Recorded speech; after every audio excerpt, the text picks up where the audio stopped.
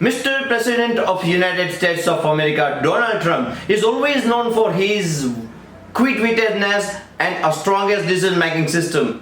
He is introducing now a gold card visa, which is going to replace or crash the oldest 35 years oldest system which was introduced by the Congress of America.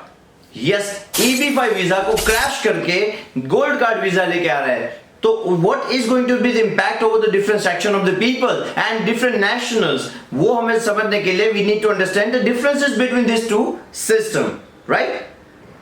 Investment requirements, $8 lakh से लेकर $10,50,000 तक का investment, करीबन समझ लीजिए कि 8.5 करोड़ का investment था, उसमें 5 गुना ज्यादा इन्वेस्टमेंट्स आप यहां पे रिक्वायरमेंट होगी गोल्ड कार्ड वीजा में. ऑलमोस्ट समझ लीजिए कि $5 million, 44 crore rupees in INR.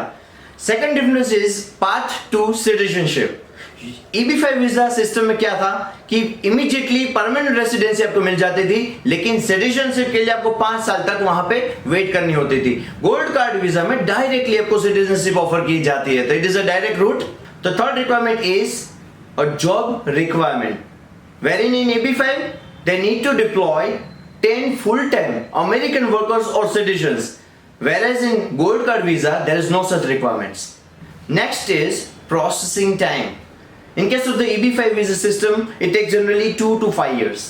In case of the gold card visa system, obviously a threshold investment limit is high, so substantially time is low. Target audience for the EB5 system is what? A mediocre investors, almost 8.55 crore rupees of investments with the job creation and a residency together. Over here, ultra high net worth individuals are getting involved in case of the gold card visa. Next is residence requirement. For EB5 visa, there is just only a ties or affiliations with respect to eligible projects are required only. Whereas in the case of the gold card visa, they need to have the minimal residency requirement. Next is government scrutiny. In case of the EB5 visa system, slow processing time and fraud risk is more. That's why more scrutiny is happening in that policy. Whereas in case of the gold card visa requirement, direct involvement of the government is there, so minimal scrutiny will be there. If we talk about the economical impact, EB5 system में क्या होता था, regional balance maintain होता था, job create होती थी. Regional balance क्यों? क्योंकि eligible project with respect to different states, अलग अलग प्रोजेक्ट्स होते हैं, वहां पे इन्वेस्टमेंट्स होता है, तो वो बैलेंस मेंटेन हो जाता था.